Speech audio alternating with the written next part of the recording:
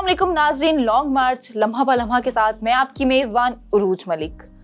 इस वक्त मुल्क में अनारकी सियासी इंतशार बढ़ रहा है। इमरान खान इस्लामाबाद की तरफ रमा दमा है, लेकिन अदलिया के फैसलों में ताख़ीर क्यों? आखिर क्यों इतनी ताख़ीर है अदलिया के फैसलों में? और दूसरी बात ये कि लॉन्ग मार्च की कामयाबी से हमारी हुकूमत को क्या फ़ायदा होगा और लॉन्ग मार्च की नाकामी से इमरान खान की सियासत पर क्या असर पड़ेगा? इस हवाले से हमारे साथ बात करने के लिए मौजूद हैं मोहम्मद अयूब शाह खान। मज़ीद उनसे बात करूंगी। जी अयूब साहब, मुझे ये बताएं कि इमरान खान इस वक्त इस्लामाबाद की तरफ रवा दवा है। इमरान खान ने लॉन्ग मार्च को रोकने से मना कर दिया है, जबकि हुकूमत ने लॉन्ग मार्च को रोकने के लिए तमाम इंतजामात कर लिए हैं। तो इस हवाले से आप क्या देखते हैं कि ये लॉन्ग मार्च हो पाएगा या हुकूमत इसको रोकने में कामयाब हो जाएगी? बिस्मिल्लाहिर्रहमानिर्रहीम।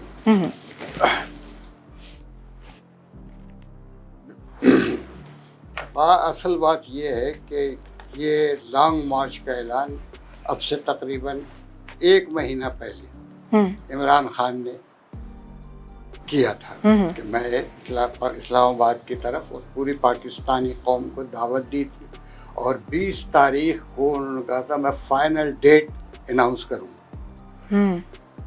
इस दरमियान में उन्होंने ये मौका दिया था पाकिस्तान की तमाम सियासी और ब्यूरोक्रेसी, एस्टेब्लिशमेंट और सियासी पार्टियों को कि आप जो है वो जमहूरियत की बहाली और इंतखाबात के लिए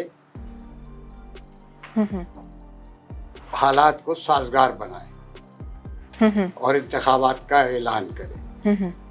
उस पर किसी भी सिमत से जो है कोई फाइनल जवाब नहीं दिया गया, बल्कि टालम टोल का काम जो है कि आज बात हो रही है, कल बात हो रही है। आखिरी मरहले में जब 20 तारीख को ऐलान करना था तो उस दिन इमरान खान ने फिर 2 दिन का टाइम दिया और 2 दिन बाद फिर उस 2 दिन में तमाम जो इस मुल्क की यानी इंसाफ की अदालतें हों या ब्यूरोक्रेसी हो या इस्टेब्लिशमेंट हो, उनकी तरफ से कोई माकूल जवाब नहीं मिला, ना किसी तरफ से कोई बातचीत करने का कोई अंदिया दिया गया। तो मजबूरन अब इमरान खान ने 25 तारीख का ऐलान किया कि 25 तारीख को हम इस्लामाबाद की तरफ आएंगे। और इमरान खान का ख्याल ये था कि ये तमाम इदारे इस लॉन्ग मार्च होने से पहले जमहूरियत की बहाली, इंतखाबात के लिए गैर जानिबदारा इंतखाबात के लिए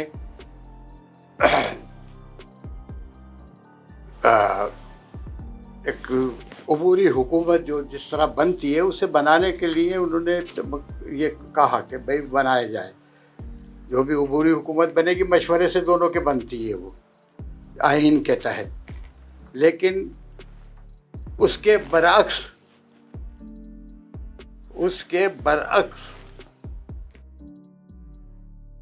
मौजूदा यानी इम्पोर्टेड हुकूमत और इदारों की तरफ से कोई खातिर ख्वाह इंतज़ाम नहीं किया गया, बल्कि इस मार्च को रोकने के लिए उन्हें खुली छूट दे दी गई। और अब इस वक्त मौजूदा सूरत हाल ये है कि आज सुबह से, बल्कि सुबह से नहीं, 1 दिन पहले से पंजाब में और आज कल से सिंध में जो सूरत हाल है कि गिरफ्तारियां की जा रही हैं, छापे मारे जा रहे हैं और जिस अंदाज में इस मार्च को रोकने के लिए इंतजामात किए गए हुकूमत की तरफ से, यानी मरकज़ी हुकूमत और पंजाब की हुकूमत की तरफ से, वो ऐसा मालूम होता है कि जैसे किसी यानी डाकू के आने का इम्कान है, इसलिए सारे रास्ते जो है تو ایوب صاحب مجھے یہاں پر آپ یہ بھی بتاتے چلیں، ابھی گرفتاریاں بھی ہوئی ہیں، تو آپ کو کیا لگتا ہے کہ یہ لانگ مارچ کو روکنے کے لیے سازشوں کے تحت یہ گرفتاریاں ہوئی ہیں؟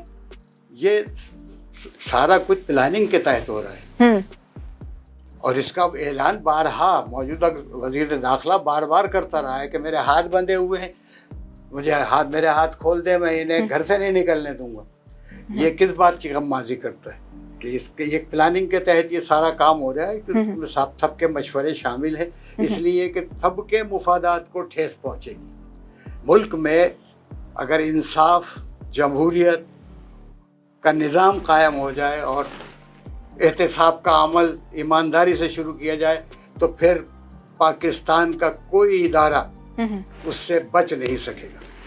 اس وجہ سے عمران خان کو ناکام کرنے کے لیے یہ ساری کارروائیاں کی جا رہی ہیں، لیکن عمران خان کی خوش قسمتی یہ ہے کہ اس وقت پاکستان کے یعنی پاکستان میں موجود اکثریت اور پاکستان سے باہر جنہیں ہم اوورسیز پاکستانی کہتے ہیں، ان سب نے یکجا ہو کر ایک آواز ہو کر عمران خان کے ساتھ جس طرح وہ نکلی، اور عمران خان نے اس کو ٹیسٹ کرنے کے لیے تمام بڑے شہروں میں جلسے کیے، چاروں صوبوں میں جلسے کیے، اور عوام نے یہ ثابت کیا کہ وہ عمران خان کے ساتھ ہیں، عمران خان کی حمایت کرتے ہیں۔ اس لیے اب عمران خان کا ایک ہی مطالبہ ہے، انتخابات اور عبوری حکومت کا قائم ہونا،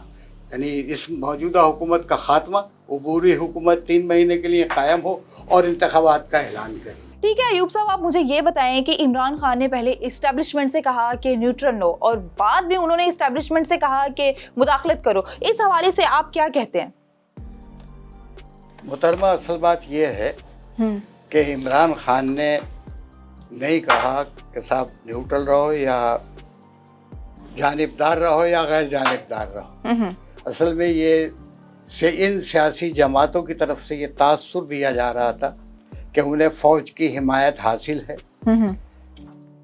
یہ جتنا بھی یہ سلسلہ چلا تھا عدم اعتماد کا، اس میں جو کچھ ہوا تھا تو اس سے یہ باور ہو رہا تھا کہ اسٹیبلشمنٹ جو ہے وہ ان کو سپورٹ کر رہی ہے۔ تو اس وقت اسٹیبلشمنٹ کی طرف سے یہ تردید کی گئی تھی، بلکہ ان کے ISPR کے DG صاحب نے یہ پریس کانفرنس میں بتایا تھا کہ بھئی ہمارا اس سیاست سے کوئی تعلق نہیں ہے، یہ سیاسی جماعتوں کا کام ہے، یہ سیاستوں کا ہے، یہ ہم اس معاملے میں بالکل غیر جانبدار ہیں۔ صحیح۔ لہذا اس غیر جانبداری کی بات کو عمران خان نے اپنے جلسے میں دہرایا تھا، اور اب ملک کے حالات اس وقت جس نہج پر پہنچ گئے کہ آج عدلیہ بھی مداخلت، یعنی آج بھی ایک کوئی فیصلہ آنے والا ہے، اور بالکل ایک تو فیصلہ آنے والا ہے۔ اسٹیبلشمنٹ نے آپ کو قطغلابی جی اسٹیبلشمنٹ نے ان سے رابطہ کیا تھا اور انہیں 2 دن کا ٹائم مانگا تھا عمران خان سے۔ یہ عمران خان نے بتایا، تقریر میں کہا اپنی انہوں نے کل کہ میں یعنی اسٹیبلشمنٹ کی طرف سے یہ یقین دہانی کرائی تھی کہ ہم 2 دن میں انشاءاللہ یہ الیکشن کا فیصلہ کر لیں گے کہ الیکشن کب کرا ہے، لیکن 2 دن گزرنے کے بعد بھی نہیں کیا ہے۔ تو پھر انہوں نے یہ اب باقاعدہ آج 25 تاریخ کو دھرنے کا اعلان کیا، اور آج وہ دھرنا اپنی منزل کی طرف رواں دوا ہے۔ اس وقت ملک کی جو سیاسی صورتحال ہے وہ کافی سنجیدہ ہو گئی ہے۔ ابھی جیسے آپ نے عدلیہ کا ذکر کیا، تو میں یہاں آپ سے یہ پوچھوں گی کہ اس ٹائم جو ملک میں سیاسی صورتحال ہے اس میں عدلیہ کے فیصلوں کو آپ کس طرح سے دیکھتے ہیں کہ وہ ابھی کیا فیصلہ کرے گی یا تاخیر کر رہی ہے بہت زیادہ فیصلہ کرنے میں؟ اصل بات تو یہ ہے کہ عدلیہ بیچاری بھی کیا کرے۔ اصل میں کل رات کو چیف جسٹس اسلام آباد نے آرڈر کیا کہ بھئی یہ مظاہرین پر تشدد نہ کیا جائے، ان کو یہ نہ کچھ کیا جائے، اور صبح باقاعدہ آپ نے دیکھا کس طرح سے تمام مقصد میڈیا دکھا رہا ہے کہ یہ کیا ہے. تو اب ان کے احکامات کا یہ تو حال ہے کہ اس پر عمل درآمد جو ہے وہ کچھ، انہوں نے ان کو ڈی سیٹ کر دیا سپریم کورٹ نے، اور وہ ابھی تک اس کا کوئی فیصلہ نہیں ہے کہ صاحب وہ ان کا دوبارہ الیکشن ہوگا کیا ہے، کچھ بھی نہیں ہے. لہذا یہ جو موجودہ گورنمنٹ ہے یا جو اس وقت حالات ہیں، ان حالات میں جن لوگوں کو لایا گیا ہے وہ کسی کی بات سننے کو تیار نہیں ہے، اور ملک کو انہوں نے اس دہانے پر، یعنی آج صبح سے آگ اور خون کی جو ہے وہ ہولی شروع کر دی ہے. باقاعدہ آپ دیکھیں کہ شیلنگ، اور شیلنگ کے ساتھ درختوں کو، یعنی ابھی پنجاب کے کسی شہر میں باقاعدہ ایک تو شیلنگ کی ہے اور پھر وہ درختوں کو آگ لگا دی گئی ہے. اس دھوئیں سے خواتین بچے بے ہوش ہوئے ہیں. تو اب یہ انارکی اور یہ اس طرف جا رہی ہے کہ مجھے تو ایسا لگتا ہے کہ اس ملک میں جمہوریت کا بستر جو ہے وہ لپیٹنے کی تیاری ہو. اچھا آپ مجھے یہ بتائیں کہ عمران خان لانگ مارچ، اس کو کامیابی سے یا ناکامی سے عمران خان کی سیاست پہ کیا اثر پڑے گا؟ عمران خان کی سیاست پہ کوئی اثر نہیں پڑے گا. تو پھر حکومت پہ پڑے گا؟ حکومت پہ پڑے گا.